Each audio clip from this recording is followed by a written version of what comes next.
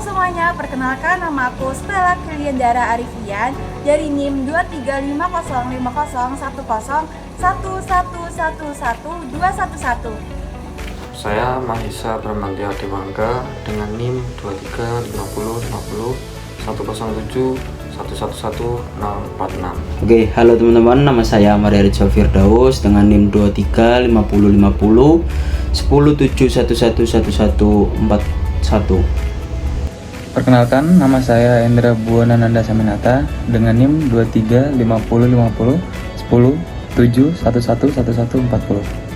Halo, perkenalkan nama saya Deliana Putri dengan NIM 23550501017111136. Jadi kali ini kami akan melakukan wawancara ke peternakan ayam petelur atau ayam layer.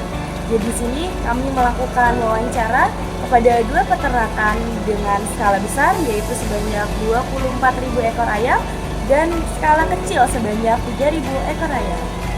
Jadi pada peternakan Larissa Farm yang ada di daerah Dusun Kedungwaru RT 23 RW 04 Kecamatan Kalipare, Kabupaten Malang.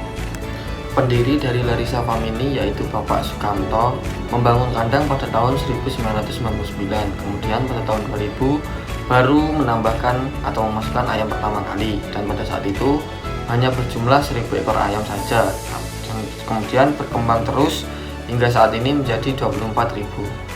Jadi pada peternakan Larissa Farm sendiri menghasilkan telur utuh sebanyak 36.000 kg per bulannya dengan harga jual 23.500 per kilonya, dengan total penjualan yaitu 846 juta per bulannya. Kemudian untuk telur abnormalnya itu sebanyak 737 kilo per bulannya dan dijual dengan harga 15.000 per kilonya, dengan total penjualan per bulannya yaitu 11.055.000 rupiah.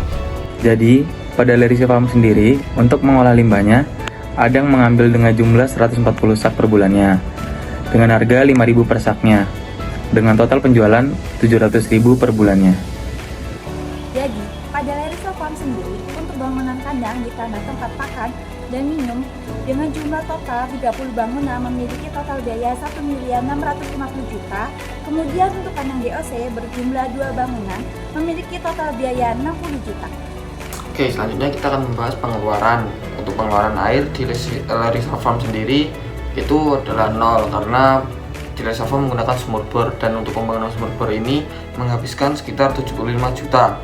Kemudian selain sumur bor juga ada fasilitas lain seperti drum air yang berjumlah ada 4 dengan biaya total 5.460.000. Kemudian ada ember air yang berjumlah 60, untuk harganya satuan itu berkisar antara 10.000, sehingga untuk biayanya 600.000 untuk ember air. Kemudian selanjutnya ada mixer. Mixer ini adalah digunakan untuk mengaduk pakan, karena di Larissa Farm sendiri kapasitas ternaknya ada 24.000 ekor, maka menggunakan mesin untuk membantu mengaduk pakannya, dan untuk harga mesinnya itu sendiri adalah 105 juta. Kemudian ada juga tray telur. Untuk tray telur sendiri harganya dengan total 250 dengan biaya berkisar 11.250.000. Itu untuk harga per traynya sekitar 40 ribuan. Dan kemudian ada juga timbangan yang berjumlah 3 buah dengan total biaya berkisar 780.000. Kemudian yang terakhir ada sprayer yang digunakan untuk menyemprot desinfektan dan lain sebagainya. Ada 2 sprayer dengan total biaya berkisar 700.000. Jadi pada Larissa Farm sendiri memiliki pulet berjumlah 24.000 ekor dengan total biaya beli sebanyak 1 M atau 1 miliar rupiah 200 juta. Jadi, pada Larissa Farm sendiri, untuk OVK atau obat vitamin kimia, harga per ekornya yaitu 4.200.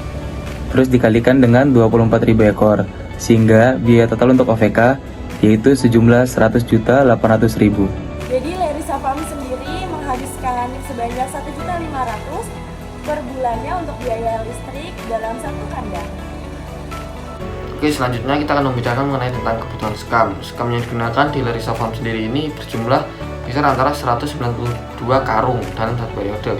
Dalam satu karung harganya berkisar antara 13.000, sehingga untuk kebutuhan skamnya itu berkisar antara 2.496.000 dalam satu periodenya. Jadi pada Larissa Farm sendiri untuk pakan setiap bulannya menghabiskan 86.400 kg pakan per bulannya, dengan harga 1 kg pakan yaitu Rp5.790, dengan total biaya per bulannya mencapai Rp500.256.000. Jadi, pada Larissa Farm sendiri, untuk karyawannya itu berjumlah 11 orang dan gaji per bulannya Rp1.250.000, dengan total biaya gaji karyawan keseluruhan sejumlah Rp13.750.000.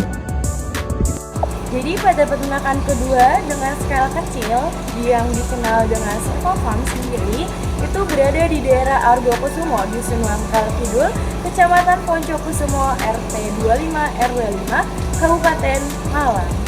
Jadi pemilik dari Seva Farm yaitu Ibu Liati. Jadi peternakan ini dibangun atau didirikan pada tahun 2001 dan peternakan ini berskala kecil yang memiliki 3.000 ekor ayam layer.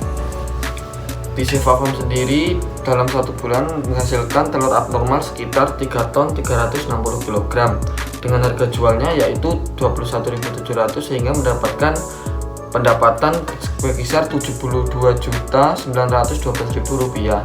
Selain telur normal juga ada telur abnormalnya, dalam satu bulan menghasilkan berkisar 150 kg dengan harga jual Rp17.000, sehingga mendapatkan pendapatan dari telur abnormal yaitu Rp2.550.000. Jadi pada Seva Farm sendiri untuk pengolahan limbah kotoran ayam per bulannya yaitu 100 sak setiap bulannya, dengan harga jual Rp1.000 per saknya, dengan total penjualan Rp100.000 per bulannya. Jadi pada Seva Farm sendiri untuk bangunan kandang ditambah tempat makan dan minum berjumlah 3 bangunan dengan total biaya Rp232.500.000, dan untuk lampu berjumlah 6 lampu dengan total biaya Rp600.000. Jadi pada Seva Farm sendiri untuk sumur berjumlah 1 dengan total biaya Rp2.300.000. Kemudian untuk grup air berjumlah 1 dengan total biaya Rp600.000. Lalu untuk ember berjumlah 5 dengan total biaya Rp50.000. Selanjutnya untuk sekop berjumlah 2 dengan total biaya Rp100.000. Dan untuk ekstrai berjumlah 30 ekstrai dengan biaya total Rp1.350.000, serta timbangan berjumlah 1 dengan biaya total Rp300.000. Jadi pada Seva Farm sendiri untuk pajak sekitar 100.000 dalam setahun. Untuk harga bulan di Seva Farm dihitung dari harga beli DOC dan juga kos yang dikeluarkan selama memelihara DOC sampai menjadi pulet. Karena di Seva Farm sendiri tidak membeli pulet secara langsung, namun memeliharanya dari DOC. Dan untuk perhitungannya itu kita ambil dari harga beli DOC sampai pengeluaran untuk membeli pakan, obat dan lain sebagainya. Saat wawancara kemarin dikatakan harganya berkisar Rp60.000 per satu ekor ayam, sehingga dengan populasi 3.000 mendapatkan data yaitu 180 juta untuk harga dari bulat ayam tersebut. Jadi pada Seva Farm sendiri untuk OVK atau obat vitamin kimia dengan harga 3.000 per ekornya memiliki biaya total yaitu 9 juta Rp9 per bulannya. Jadi, pada Seva Farm sendiri memiliki biaya listrik Rp111.000. Kemudian untuk gaji karyawan berjumlah 1 orang memiliki Rp1.200.000 per bulannya. Jadi di sini saya akan menjelaskan mengenai analisis ekonomi dari peternakan Seva Farm dengan kapasitas ternak 3.000 ekor. Di Seva Farm sendiri untuk total biaya produksi sekitar Rp81.095.000 dan penerimaan Rp82.950.000. Dari perhitungan yang kami dapatkan untuk rasio R per C dari Cevafarm ini yaitu 1,02. Adanya gap yang sangat sedikit antara total biaya produksi dan penerimaan ini menyebabkan BEP unit yang berada di bawah rata-rata, sehingga menyebabkan MOS telur yaitu mengalami minus 1% atau sekitar 218%, dengan keuntungan yang sangat minim yaitu Rp737.678 per bulannya. Hal ini disebabkan karena ada beberapa faktor sehingga untuk MOS telur mengalami minus. Nah, selanjutnya adalah analisis ekonomi untuk peternakan di Larissa Farm dengan kapasitas ternak 24.000 ekor. Untuk di Larissa Farm sendiri, untuk pendapatan dalam 1 bulan yaitu sekitar 804.940 juta dengan total biaya produksi yaitu Rp633.863.000. Untuk R per C rasionya yaitu 1,27 dan mendapatkan keuntungan bersih dalam 1 bulan sekitar Rp162.522.000. Hal ini menjadikan Larissa Farm mendapat keuntungan yang sangat besar karena untuk BEP harga dan juga BEP unitnya yang di atas rata-rata. Untuk di Larissa Farm sendiri untuk harganya juga lumayan tinggi yaitu 22.000 dibandingkan untuk di peternakan yang satunya. Selain itu untuk produksi unitnya jauh di atas rata-rata karena di Larissa Farm ini sudah lebih modern atau lebih canggih, mulai dari untuk manajemen kandangnya, manajemen pemberian pakan dan juga kualitas pakan yang diberikan juga lumayan cukup bagus sehingga untuk performance ayamnya juga bisa maksimal. Baik, selanjutnya saya akan menjelaskan isu tri dari kedua peternakan yang telah kami wawancarai. Yang pertama untuk di Cevafarm sendiri, masalah yang kami temukan adalah kurangnya manajemen limbah kandang, di mana ekskreta di Cevafarm ini dibiarkan menumpuk sampai menggunung sehingga hal tersebut menyebabkan polusi udara bagi lingkungan di sekitar peternakan, dan juga amoniak yang dihasilkan dari penimbunan ekskreta ini tidak bagus untuk kesehatan ayam. Selain itu ada satu masalah yang sangat krusial di mana hal tersebut menyebabkan dari hasil analisis ekonomi yang kami hitung menyebabkan adanya minus. Hal tersebut dikarenakan tingkat produksi ternak yang di bawah standar. Hal ini dikarenakan untuk ayam yang dipelihara di Cevafarm pada saat ini itu seharusnya sudah diafkir sejak beberapa bulan yang lalu, namun karena masih kurang siap dari peternak untuk melakukan pemeliharaan lagi sehingga masih terus dipelihara saat ini.